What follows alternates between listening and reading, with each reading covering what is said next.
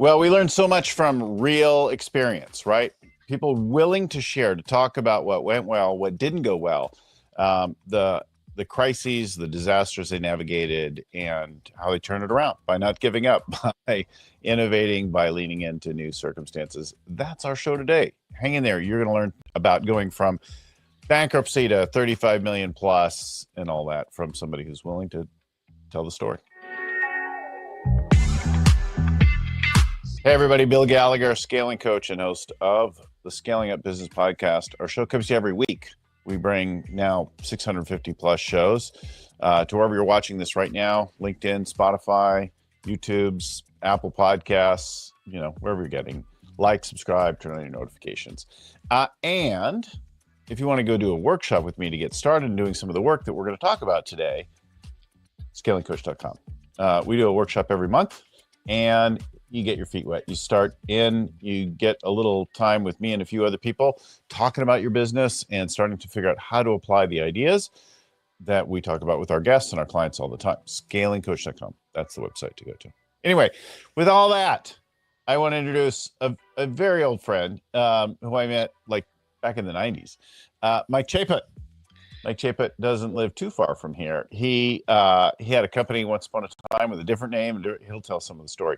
And it nearly bankrupted him, or it bankrupted him.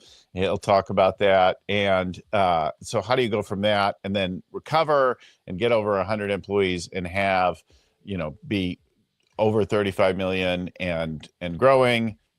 How do you navigate that kind of thing? All that goes into that. He'll share some of his stories and thoughts about that as we go through. Welcome to the show, Mike. Thanks, Bill. Nice to see you again. Nice to see you again. It's been a long time. So Mike and I were both members of an organization called YEO. Once upon a time, it's known today as EO, or the Entrepreneurs Organization. I've been a member of that for about 26 years, and that's where we first met. He had his first company there. So take us back, right? We talked about how you navigated something, but what was the business and what was that like? And go back. Yeah. So to put a time and a date on it, my partner and I actually borrowed money and bought a company called PCS Networks back in January of 2000. By the way, we joined YEO like very similar time. It was February or March of that year. Somebody told us that would be a good idea. I was 24 years old. I had an electrical engineering and a computer engineering degree. I didn't understand what a profit and loss statement was. Just to put it in perspective, like a bank lent us a bunch of money, and these owners, also lent us some money. Josh and I, my business partner, Josh was 25, I was 24. We had a couple years of experience at Texas Instruments, but it just did not qualify us at all to be CEO or operations or sales. We hadn't done anything. We were like kids. And so, yeah, it was kind of nuts. And then, of course, in January of 2000, those in the Bay Area remember this, but about 3 months later, the bottom fell out of the dot-com bubble. Nobody bought anything. The business was what was called a value-added reseller. We were basically a technology reseller with a service arm. And so all of a sudden, the gear that people bought was like abundant at auction. So that dropped in the floor. And there was just a massive glut of service providers and a total, there was no demand. And and all of a sudden that was the business we were in with no experience and somehow miraculously through pure will and grit, we managed to figure out strategies to stay alive, pay down note, to all that stuff, all the way up until 2004. So it was like a little more than 4 years before we just kind of got a knockout blow. And one of the ways that we had even made it that far was we had kind of launched a software development arm. And then one day, a team of 3 software development arm and about, more than half of our profit and about a third of our revenue just walked out. The day wasn't even half the profit. It was like covering the expenses. It walked out the door to go on its own, and the bottom fell out of the math didn't work in the business anymore. And we had to figure out what to do from there. So the whole thing went under. It was that was in 2004, and dusted ourselves off and launched another company. That was like this crazy So thing. hold there. Let's not go through all that. Let's go back and go through a little bit of that, because All right. at that time, so I joined EO. My wife actually joined first. She had her jewelry company, and it was the 90s, and through the earlier in the 90s, I was in telecom, and then I had radio. We had a radio business, and then I saw this internet thing come along, and I'd been kind of involved with internet and earlier versions of stuff and BBS things, and but when we saw the web, it was like, okay, great. So I started in that myself, and I had two companies in the late 90s. I had a software development company, and I had an early SaaS business, and that's what I had at that time, right? So the whole .com bust happens, and 2001, it just looked like it was game over for me. So I actually shut down both of them. I thought it was temporary, but I never opened them back up again. In the beginning of 2002, we closed both businesses. We thought we were putting them on hold. We never went back to it, right? And so I didn't try to hang out there, because we had a third company. We had the jewelry business. So I'm like, well, let's just focus on this for a little while, and we'll put the others on. Because I saw that same thing. I'm like, okay, wait, the development budgets are drying up. The like everything, like, and there's a million people like me. Like, I don't, and so I jumped out, and you hung on though. Like, so 2000, I think 2001, you could still ride a lot of things even after September 11th and all of that kind of thing. There was still some work to be done, but by the end of that year, it was bleak. Bill, it felt like the punches just kept coming one after another. I mean, if it was first, we did this all with no experience. So, like by the time we figured out how to get through the first year, it was like 9/11 hit, and then commerce just stopped. And it was like we were so hand to mouth with our revenue and our sales. Like the model was you had to sell a new project and then deliver the new project, and that gave you enough runway to sell another project. And at 9/11, like nobody answered their phones. And like for most businesses, that's not a big deal. Like if it happened to my business now, it wouldn't be that big of a deal. But in that case, like if the pipeline had a hiccup in it that was, 3 weeks long while everybody mourned, like that meant we were under. So like like when 9/11 happened, it was just like, oh my God, like this is it. This is now, like, I can't believe we made it all the way here just to be sunk by that. That may not be the case for you anymore, but I would venture more than half the businesses out there in the world, in the US and the world, and even in our listener base, viewers are similar. Like if your pipeline dried, if your new business slowed and you just had some, or even contract a little bit, you couldn't string it together, because it's so like waiting on the next like hit of revenue, the next bit of cash. I think that's super, super common. So if you had to go back, right? And now, I don't know, pick your date, but if you had to go back and give yourself advice at the end of 2001, what would you say? Well, it's really hard. So, and it's really hard to, second guess fate, so to speak. But I really think that 24-year-old young men are probably not experienced enough or wise enough to take the burden of responsibility of running, multi-million dollars of revenue. And I mean, put it this way, it's a rare young man that's competent and capable to do this. And I certainly didn't have the wisdom or the experience or the knowledge or the mentorship or the network to do it yet. And I think that's okay. Like, I mean, there are plenty of stories, entrepreneurs, Zuckerbergs and stuff who grow great businesses. And it's hard for me to look back, because ultimately I used that experience and leveraged it into what is now, I think, a really great company. So I don't really know, but in retrospect, it was hard on my relationships. It was hard on my health. It was emotionally distressful. It was perpetual misery for kind of nearly a decade, because even after we started the second business, it wasn't like that business was like, oh, well, now that you have a second business, that one's great. No, it was like the same thing again for 3 or 4 years while we struggled to kind of, string a couple wins together in order to develop something good. It took 8 years or 9 years to have a business that was kind of durable and stable with good customer base and good, good employees and a good revenue model and recurring revenues. So, in the transition from the failure of one business and then starting up the other one, talk about how you personally navigated that. How did you manage your health? How did you manage your living expenses? How did you manage relationship, family life, like all those kinds of things?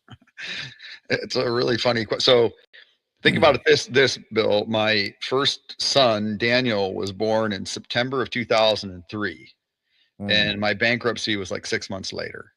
And my Mm. wife, who at that point in time was a successful technology sales rep at an analyst company that got bought by the Gartner Group. And once my son was born, she was like, I'm out. I'm out of the workforce. So like she left the workforce in September of 2003, and I filed for bankruptcy in 2004 and was supposed to be like the sole provider of my new family. Yeah. So the one thing that I just didn't do, the kind of the pay it forward wisdom, is I didn't have the skills to cope with that kind of stress, and I ended up developing some kind of long-term systemic health issues with my gut and so on and so forth. And then that led me down a whole discovery path about better philosophy with which to anchor on in order to manage and cope with life. So it's like, I guess it's a tough question, but ultimately it's life is kind of a fail forward thing. You deal with struggle, and then in that struggle well, in the cave, so to speak, you gain new skills and new capabilities, and that's how you ascend. So again, hard to say don't ever go to the cave, but that's where you get wise. What was your change in philosophy? What was the experience or influence or whatever that gave you the perspective? Did you go to a retreat or take a class or take some hallucinogens? What was your? Well, yeah, maybe a little all that. Now, it's a really interesting question. So, and to answer, so I don't know if you've read this book, but it's a book, everybody talks about it. And so then I read it back when like the first time I read it, it was really weird to me. And it's Napoleon Hill's Think and Grow Rich. And I read that book, and it was like this old guy in the 40s talking about how kind of manifesting is basically the idea. And I just dismissed it. It was so new age for me, and wasn't practical. And I don't want to sit around like, in my quiet space thinking about my goals. It wasn't useful to me. And then when we launched the new company Insight, I met this guy.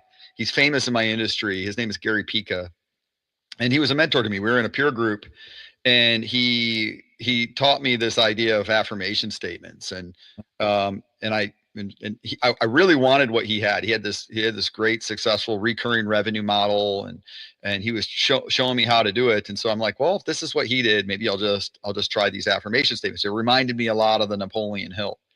And so I did that, and I didn't think much of it because it's so slow. Like it was, it took years, and all of a sudden we started manifesting, success. And I didn't, let's say, immediately credit it to the affirmation statements. It was just something that I was doing kind of on the side. It was not something I put a lot of like, oh, that's why, I didn't create a causal effect. Well, anyway, then I had these health issues associated with my gut, and I went and saw this kind of naturopathic doctor after exhausting Western medicine. And he was basically prescribed me affirmation statements for my health. And I was like, wait a minute. That's kind of what I did for the business. Maybe I should just give this a shot with my health. So I started doing these kind of affirmation statements associated with my health. I started following this thing that he called savers, which is basically you start morning with silence, you do affirmation statements, you do visualization statements. And visualization, as you and I are both on this thing, it's a huge part of leadership. You create a vision for the future. Well, you can do the same thing for your life and your health. So you do visualization statements. So that's the V, silence, affirmation, visualizations. E is exercise. And then there's reading, and then there's scribing, and these are all writing. So, I write every day. I try to read every day. So I try to do all these things each day. And I just started applying the same kind of techniques on the personal front that had led me to some success on the business front, which is creating a great vision for your future, controlling your thoughts about it. By the way, it took me forever to figure out why this works, and ultimately your goals change perception itself. It you what you things in the world are relative to the goal, whether it's a tool, an obstacle, a friend, or a foe. It's all in relationship to what you're trying to do. So establishing your vision at the whatever, at the personal level or at the corporate level, those are, equally as important. That's interesting. So you had these multiple touch points between books and things that friends recommended, and then your health event where that started to crystallize into being vision driven, having a vision for something and then working around it, right? Yes, and so it's by the way, it's the same for your relationship at home and for your relationship at work. It's like have structure around like what you're trying to do, where you're trying to go together, shared set of values, a shared set of missions. It's like if you want Yeah. things to work, you have to create kind of uniting principles that bring multiple people into the same space. There's something higher order with which to sacrifice towards. So it's like if people don't know what the higher order thing that they're making sacrifices towards are, then everybody gets squirrely. But if they understand, like, well, I have to, the best example, like the simplest example, is a child has to sacrifice his turn to a playmate, but what they get in exchange for that sacrifice is a friendship, and that's higher order. It's better to have a friendship than it is to have every turn. And it's the same thing. You need to sacrifice lower order ideals to higher order things that are worth more. And you need to do this on the personal side and on the business side, and that's how you bring groups together. So how many kids now? Same? I have One? two. They're both Two? in what my youngest is heading to college this year. So they're Congratulations. yeah, Yeah. 18 and Where, 21. where's he going? They're interestingly enough, they're both going to Clemson University in South Carolina. So that was a surprise. We didn't expect them to both end up at the same spot, but that's how it worked out. You have some connection to that, or did they just like it? My in-laws live about 30 miles from there, and one of their uncles has 3 degrees from Clemson. So there's a family connection. It's also, just by the way, an insanely gorgeous spot in the world. If you haven't been to that area of South Carolina, it's beautiful. There's lakes everywhere, and they've got a great football program. Most people know it for that. And it's just kind of a pretty decent university in that part of the world, the Southeast. So you got one there now and one heading there? Yeah, I got a senior, and then I've got a freshman starting this fall. Wow. Big deal. Congratulations on that. Yeah. Thank And you. now, and still married? I'm still married. Yeah, we've been through a lot, so it's something. It's actually something to put a lot of pride in. And by the way, as crazy as it sounds, like I'm also with the same exact business partner who was my freshman college roommate. Josh. Yeah. So there's something to that, being able to cultivate really long-term relationships that I haven't even Yeah. fully put my finger on why people put up with me for so long, to be honest. Yeah. So there's something there for you about preserving relationships and staying in contact, working through it with people. Because very often marriages and business partnerships and things like that fail. Right. Next, you're going to tell me you're with the same bank.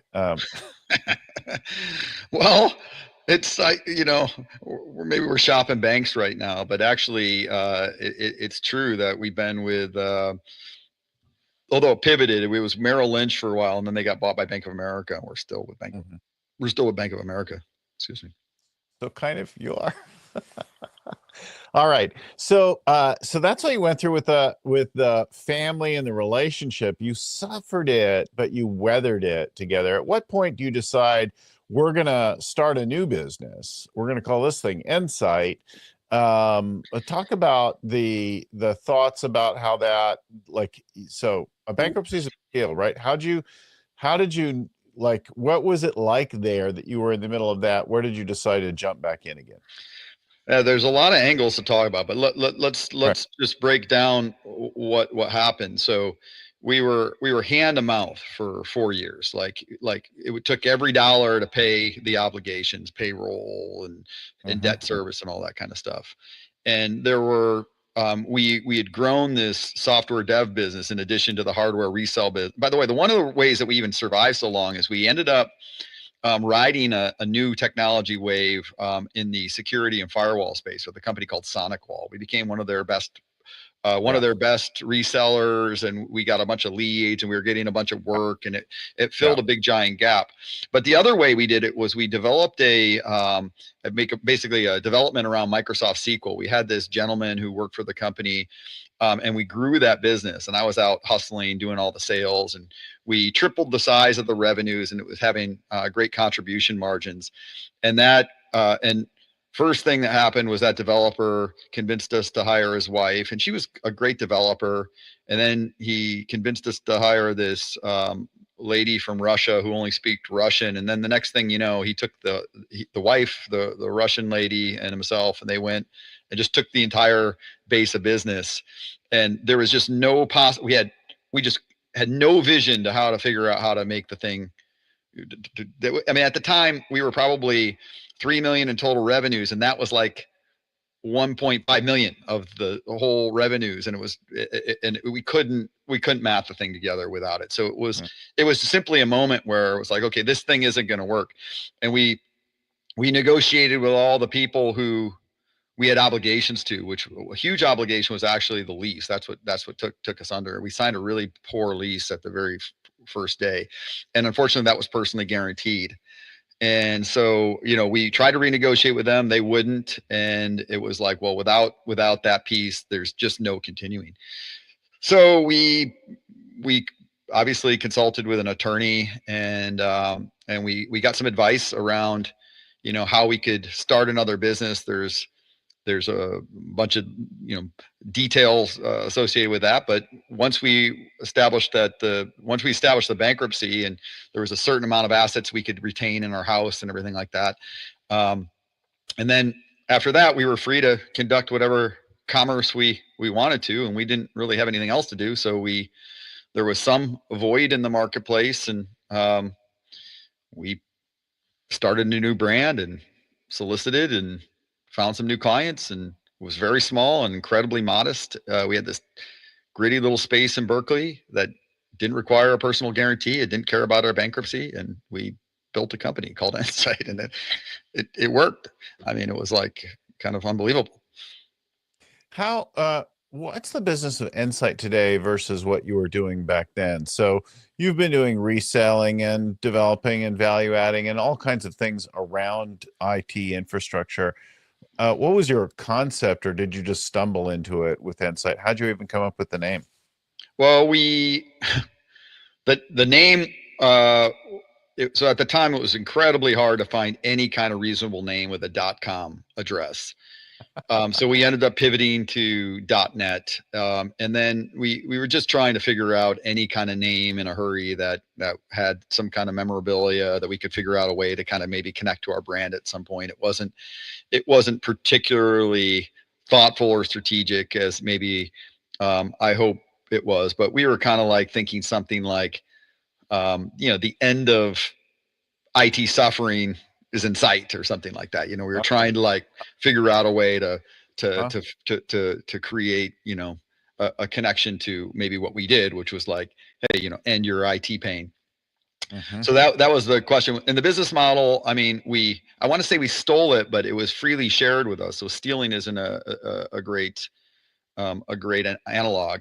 But this guy, Gary Pica, and his business Dynamic Digital out of Philadelphia had sorted this out. They had come up with an IT service model catered to small businesses where it was recurring in nature, and he had a scope of services. And Josh and I flew out to Philadelphia, and he toured us around, and we saw all of his departments, and the light bulb went off, and I just said, yes, all of the people we used to do business.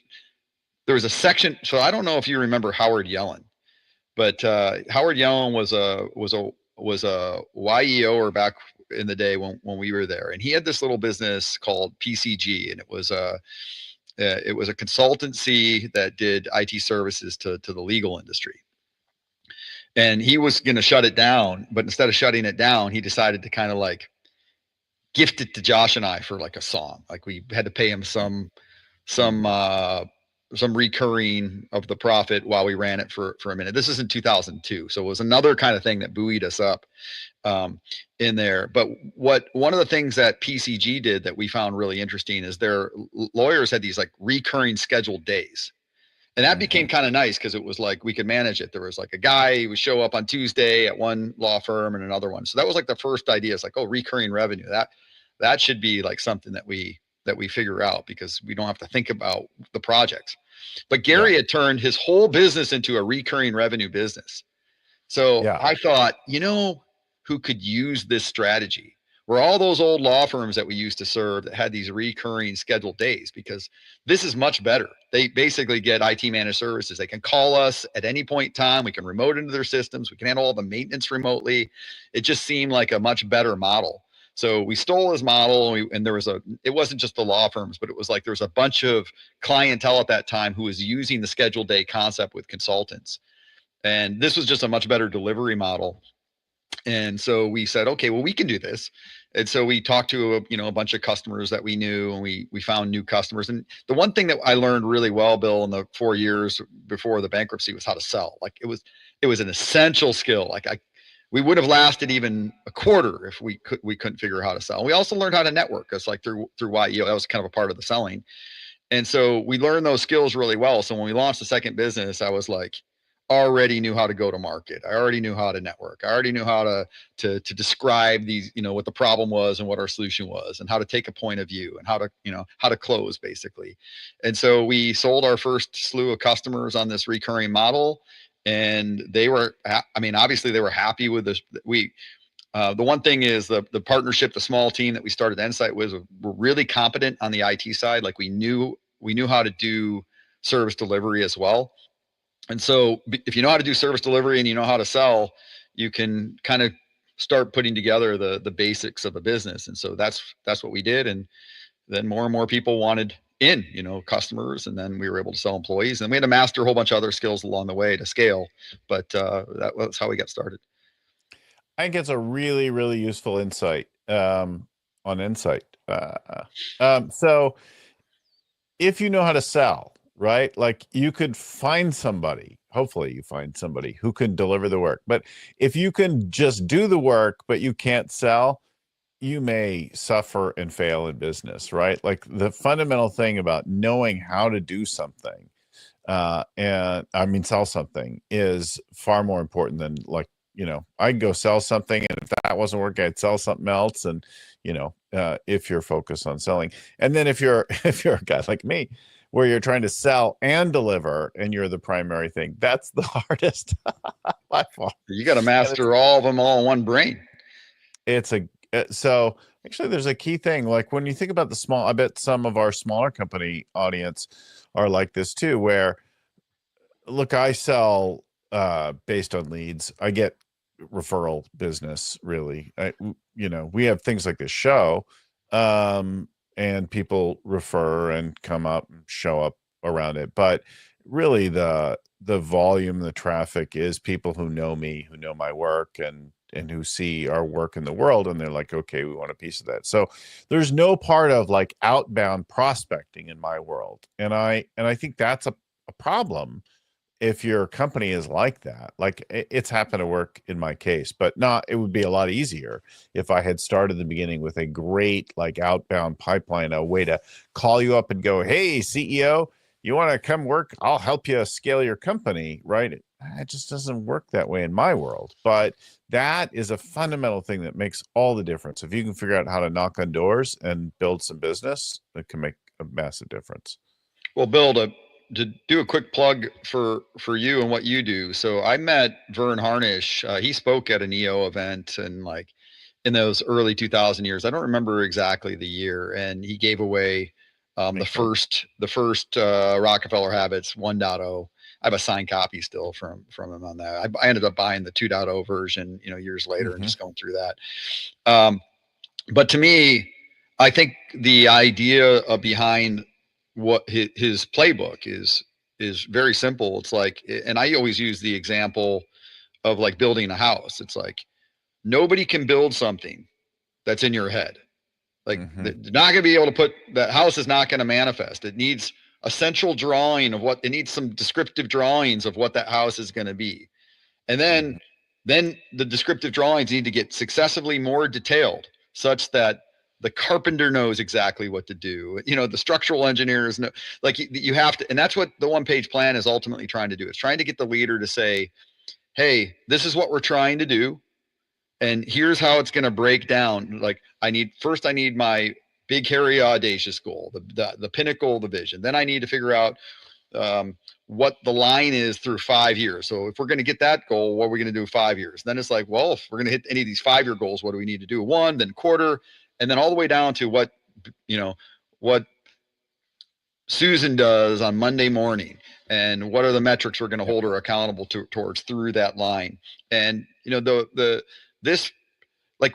we struggled with it, Bill, forever. Like we didn't know, do we set this target first? This target, what should it be? What's the right extraction layer for a 1-year goal? Is it specific enough? Is it not specific enough?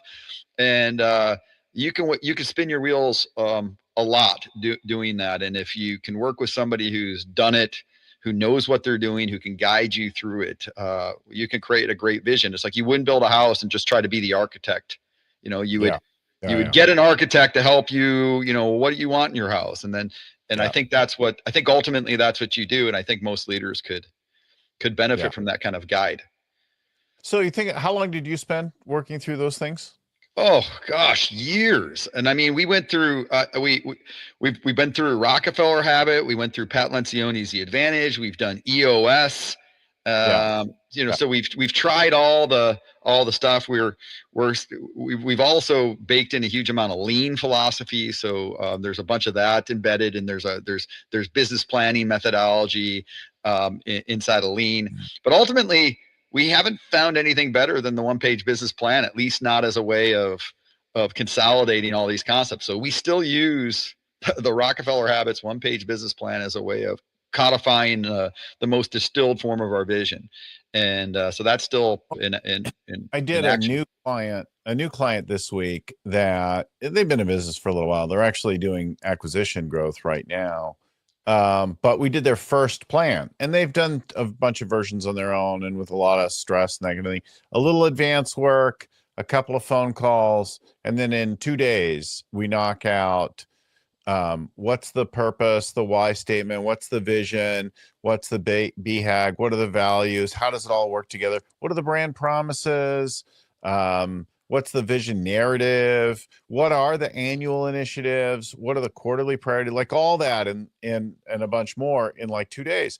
And I was on a call earlier today with another client that's fairly new, and we did all of their smaller business, and we did all their vision, purpose, brand, all that stuff in 1 day, right? So you think about that, like you might struggle with it for years, and then you get some help. Now, it costs something. So, it costs anywhere from a few grand to many thousands, depending on our approach and how we're working, how big your team is and things like that. So the complexity of the thing can change it. But like in any case, no matter the approach, it's getting done in a couple of days and it's going to be good. It's not like just slapped together, like just because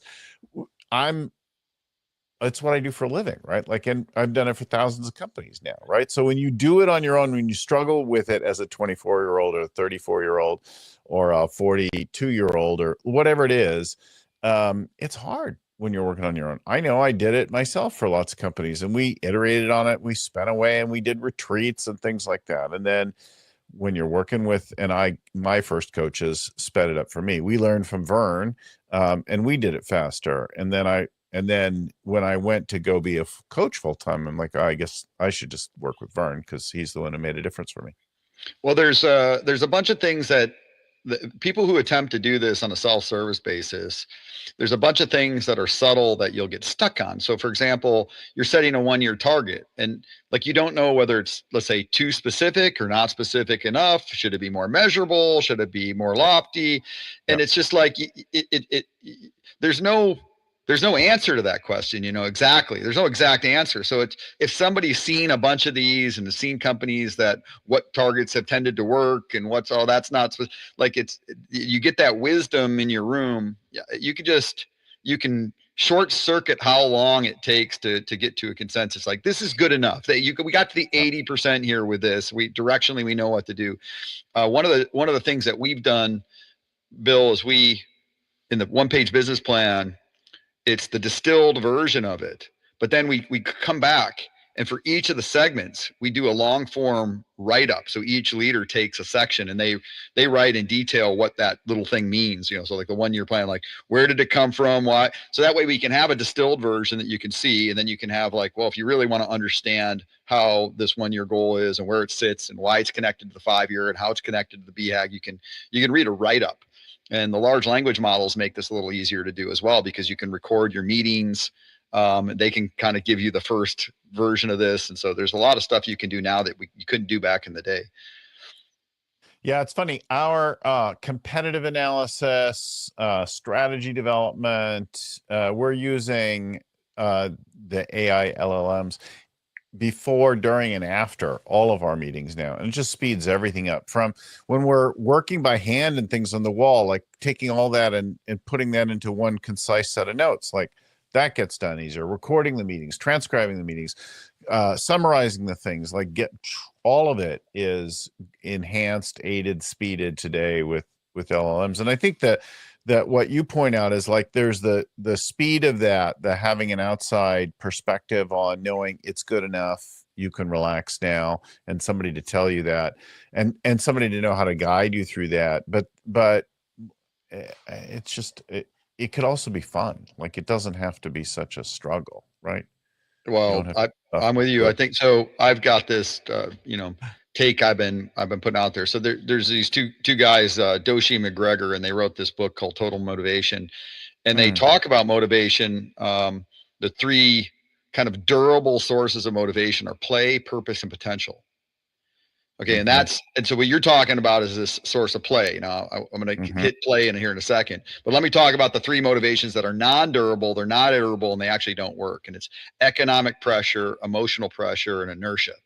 So if you're just doing it because you've always done it, that's inertia. It's not a great source of motivation. And if you're trying to impress your dad or your wife, that's emotional pressure. You don't want that.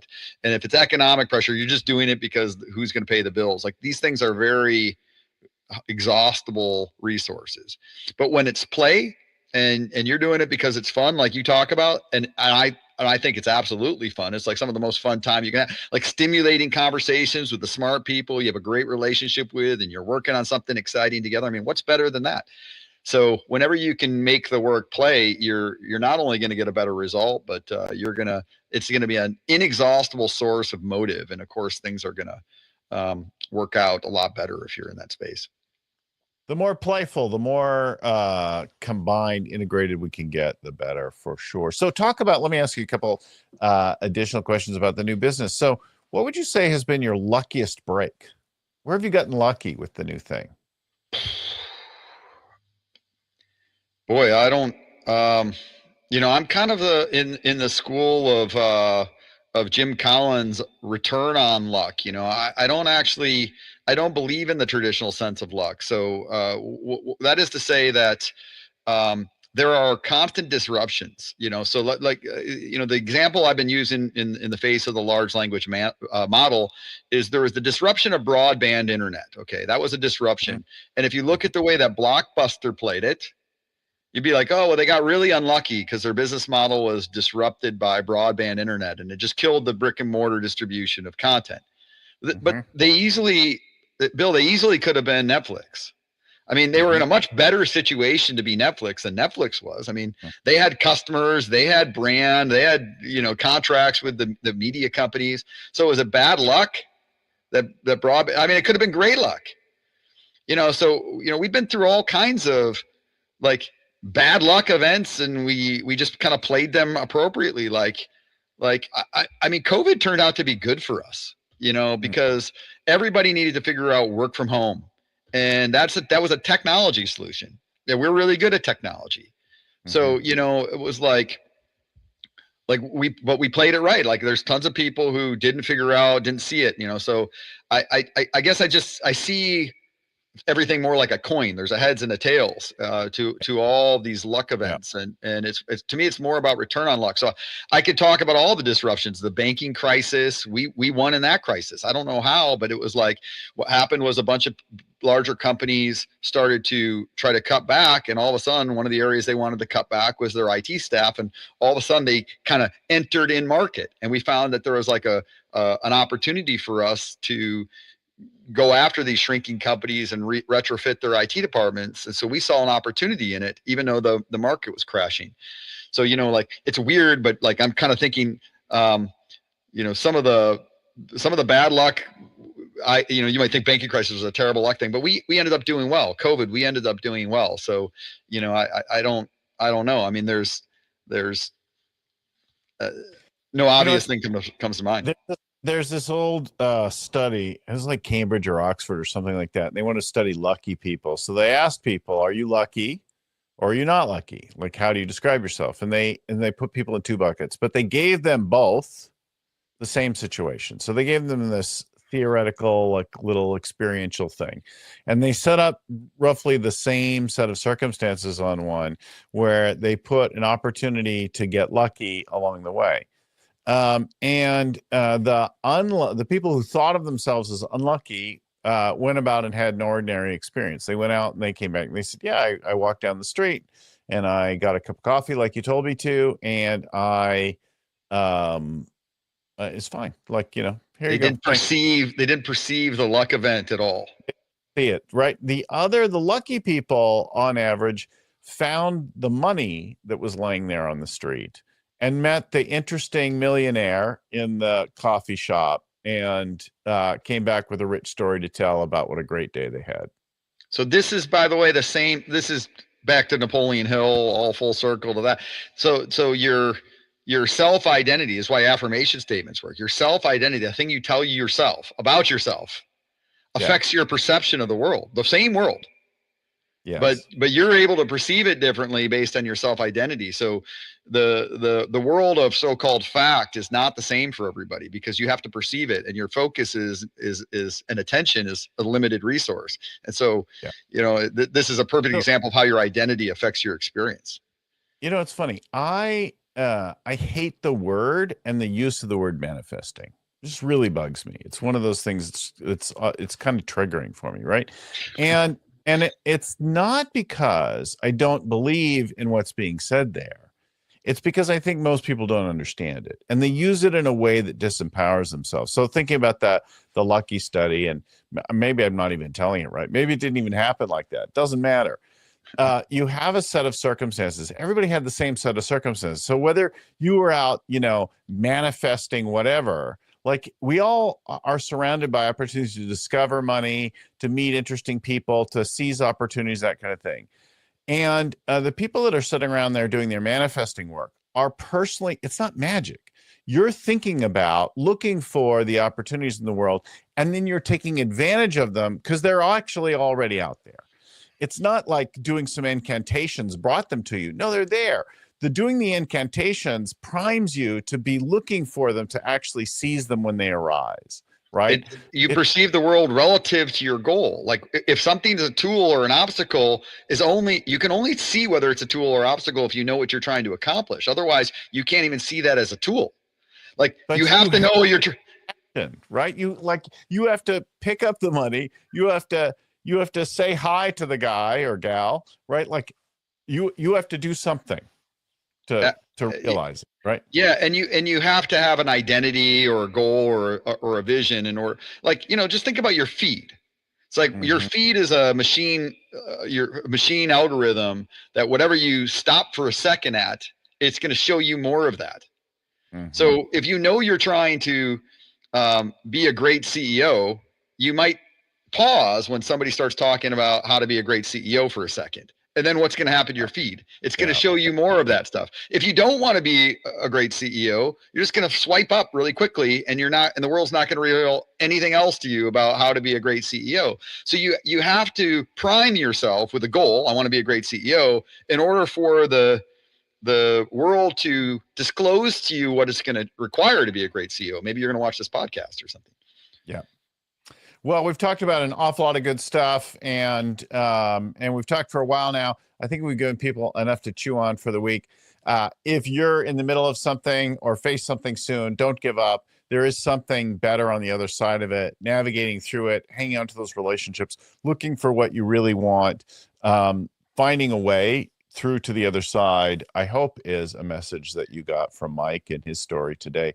Thanks so much for joining us. If you want to know more about Mike, MikeChaput.net, got all his links to all his good stuff there, MikeChaput.net, his LinkedIn, his etc. So that's a way to get in touch with him and find his company inside and all that and more at MikeChaput.net. If you want to do a workshop with me, get started with scaling up. Go to scalingcoach.com and you'll find out.